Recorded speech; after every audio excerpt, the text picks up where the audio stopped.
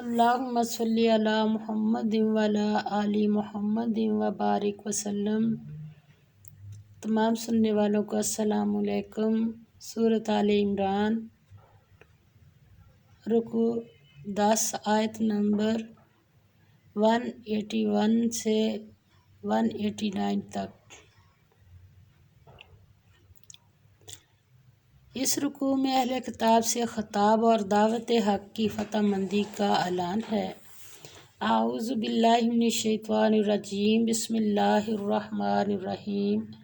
لقد البتہ تحقیق سن لیا اللہ نے قول الذین لوگوں کا جو قالو کہتے ہیں ان اللہ بے شک اللہ فقیر ہے ونحن اور ہم اغنیاء غنی ہیں سنکتب ہم لکھ لیں گے ما قالو جو وہ کہتے ہیں وقتلہم اور قتل کرنا ان کا الانبیاء انبیاء کو بغیر حق نہ حق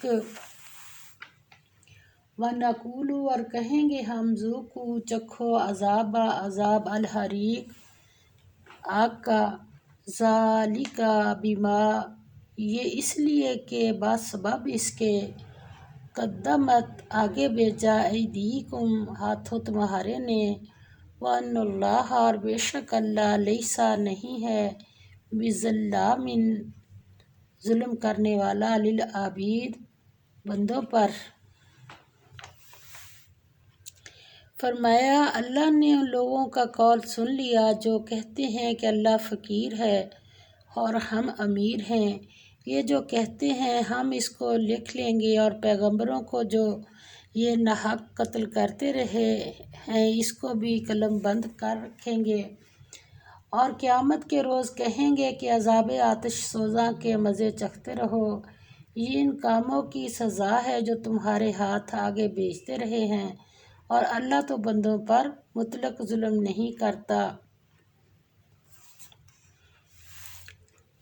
ہر دور میں اسلام کی دعوت کی ابتدا تنگی اور سختی سے ہوئی۔ راہ حق کی خدمت کے لیے مال کی ضرورت برابر پیش آتی رہی ہے۔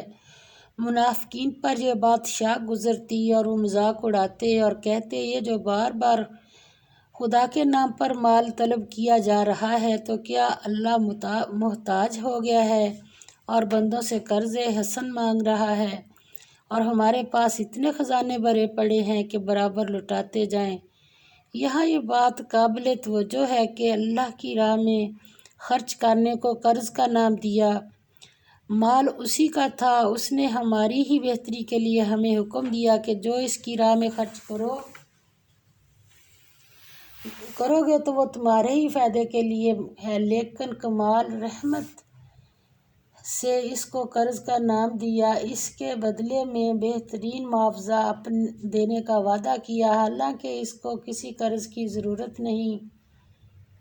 لیکن یہودی اپنے خبث باطن کی بنا پر اللہ کے احسان کو ماننے کی جگہ بخل کی وجہ سے ہنسی مذاق اڑانے لگے۔ اللہ نے ان کی یہ سب باتیں سن لیں، وہ ان کو ضرور سزا دے گا، کیونکہ ان کی سب سے بڑی شکاوت یہ رہی ہے کہ انہوں نے خدا کی نافرمانی کی اور نبیوں سے سرکشی کی اور بے گناہ انبیاء کو قتل کیا۔ آگے اللہ تعالیٰ فرماتے ہیں الذین وہ لوگ جنہوں نے قالو کہا ان اللہ بے شک اللہ نے عہدہ حکم بھیجا ہے الینا ہماری طرف اللہ کے نا نؤمن ہم ایمان لائیں لرسول کسی پیغمبر پر حتیٰ یہاں تک کہ یأتینا آئے ہمارے پاس بے قربان ساتھ قربانی کے تأکلوہ کھائے اس کو النار آگ۔ قل کہہ دو اے نبی پاک صلی اللہ علیہ وسلم قد تحقیق جاءکم آئے تمہارے پاس رسول کئی رسول من قبلی مجھ سے پہلے بالبینات ساتھ روشن نشانیوں کے وبالذی اور ساتھ اس کے جو قلتم تم نے کہا فلم پھر کیوں قتلتموہم تم نے قتل کیا ان کو ان کنتم اگر ہو تم صادقین سچے۔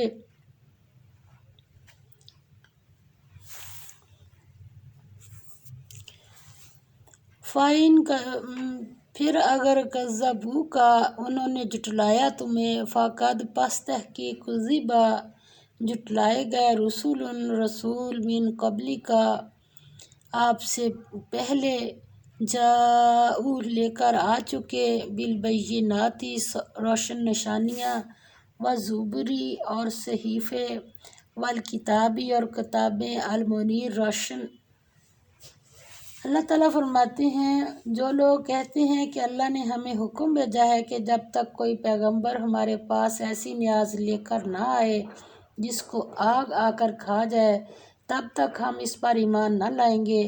اے پیغمبر صلی اللہ علیہ وسلم، ان سے کہہ دو کہ مجھ سے پہلے کئی پیغمبر تمہارے پاس کھلی ہوئی نشانیاں لے کر آئے، اور وہ معجزہ بھی لائے جو تم کہتے ہو کیا کہ آگ قربانی کو آگ آ کر جلائے۔ یہ نبی پاک صلی اللہ علیہ وسلم کے پاس سامنے رکھی بات، تم کہتے ہو اگر تم سچے ہو تو تم نے ان کو قتل کیوں کیا؟ پھر اگر یہ لوگ تم کو سچا نہ سمجھیں، یعنی نبی پاک صلی اللہ علیہ وسلم کو، تو تم سے پہلے بہت سے پیغمبر کھلی نشانیاں اور صحیفے اور روشن کتابیں لے کر آ چکے ہیں، اور لوگوں نے ان کو بھی سچا نہیں سمجھا۔ قدیم زمانہ میں بعض انبیاء کو یہ معجزہ دیا گیا کہ جب کبھی وہ کوئی قربانی یا اور کوئی چیز اللہ کی راہ میں دیتے تو آسمان سے آگ آتی اور اسے کھا لیتی۔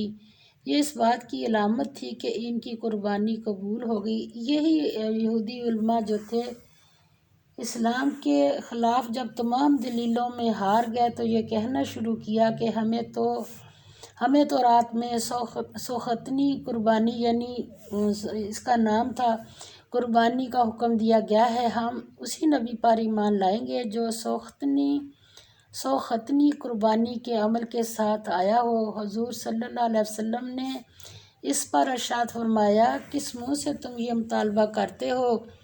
جن انبیاء کے پاس یہ معجزے تھے تم نے ان کو ناحق کیوں قتل کیا؟ یہاں اللہ تعالیٰ نے حضور صلی اللہ علیہ وسلم کو تسلی دیتے ہوئے فرمایا، آپ ان کی بدگوئی اور کج بحثی پر غمگین نہ ہوں، آپ سے پہلے بھی رسول جھٹلائے جا چکے ہیں۔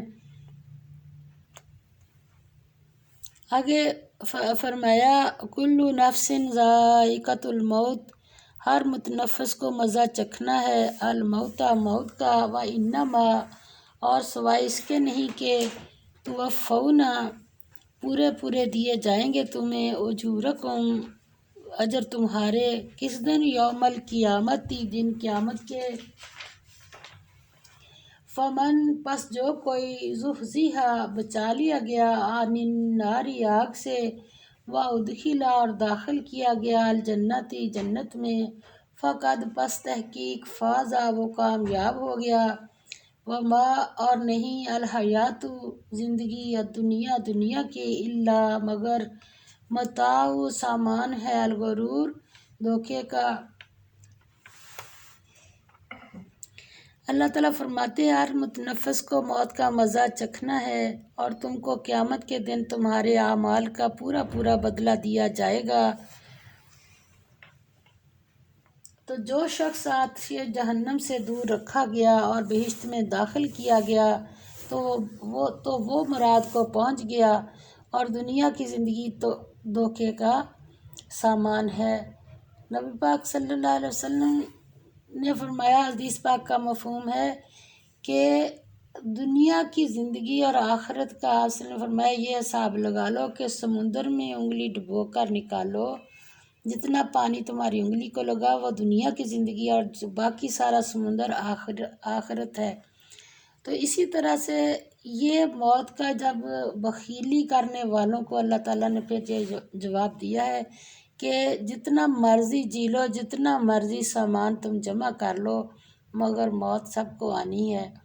آج ایک بزرگ نے پوچھا تھا کہ کون سی ایسی چیز ہے جس پر سب متفق ہیں، سب مانتے ہیں اس کو، بے شک کسی رنگ، نسل، مذہب کے، کسی ملک کے ہوں؟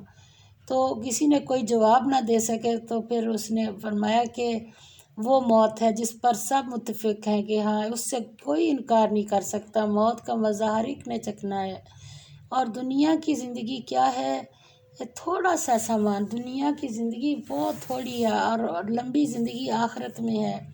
اور آگے اللہ تعالیٰ فرماتے ہیں لا تبلون، اور تمہیں ضرور آزمایا جائے گا، فی اموالکم، مالوں میں تمہارے، وانفسکم، اور جانوں تمہاری میں، ولا تسمعن، اور تم ضرور سنو گے، من الذین، لوگوں سے، جنہیں اوتو دی گئی، الکتاب، کتاب، من قبلکم، پہلے تمہارے، اور من الذین، اور ان لوگوں سے جو اشرکو، مشرک ہیں، اذن، ایذا کی باتیں، کثیرن، بہت سی، وَإِنْ، اور اگر تصبروا، تم صبر کرو، وَتَتَّقُوا، اور پرہیزگار بنو، فَإِنَّ، تو بے شک، اس میں کوئی شک نہیں، ذَلِکَ، یہ، من عزم الامور، بہت ہمت کے کام ہیں۔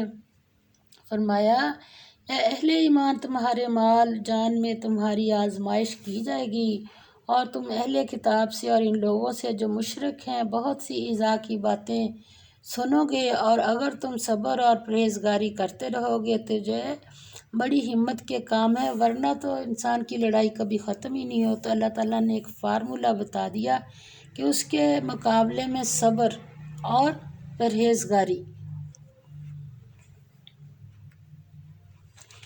آگے فرمایا وائز، اور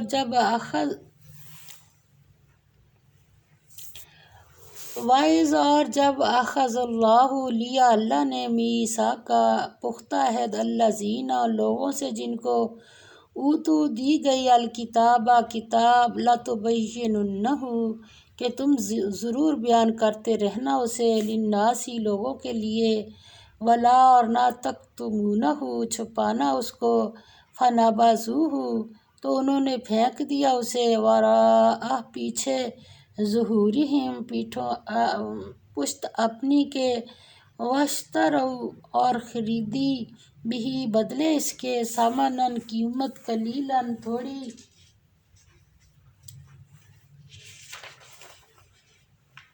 فبئس، پس برا ہے، ما یشترون، جو وہ خریدتے ہیں۔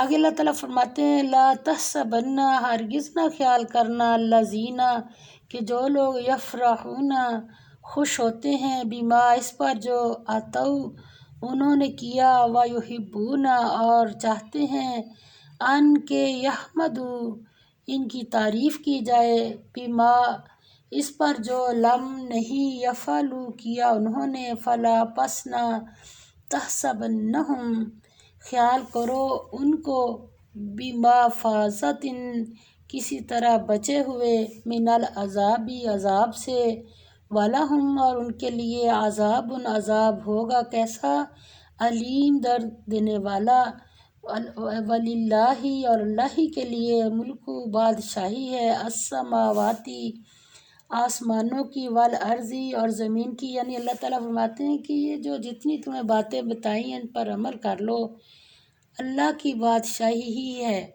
تو اللہ کا ہی حکم چلے گا۔ اور فرمایا واللہ، اور اللہ، علی کل شیء قدیر، ہر چیز پر قادر ہے۔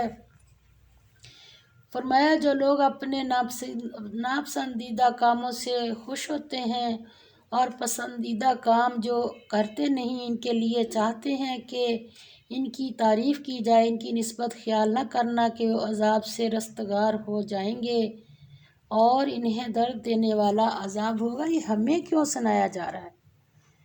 یہودیوں کی بات ہے تو ہمیں کیوں سنائی جا رہی ہے کہ دیکھ لو تم بھی بچ جاؤ، اگر تم بھی یہ کام کرو گے اہل ایمان ہونے کے بعد، مسلمان ہونے کے بعد، نبی کی امت ہونے کے بعد، یہ ہمارے لیے ہے کتاب اور اس کی حفاظت اللہ نے قیامت تک کے لیے کی ہے، تو عذاب سے نہیں بچ سکتے۔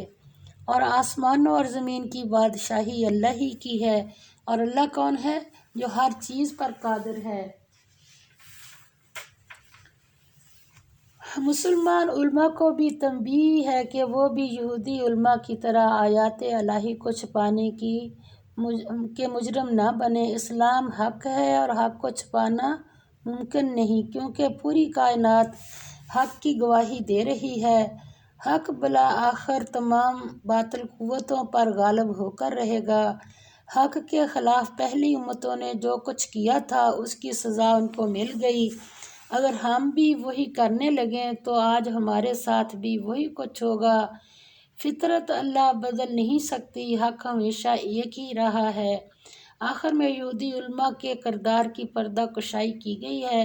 انہوں نے عوام سے رشوتیں لے کر اللہ کی کتاب اور اس کے حکام میں الٹ پھیر سے کام لیا، اور یہ گمان رکھتے تھے کہ ہماری ان چالاکیوں پر کوئی گرفت نہیں کر سکتا۔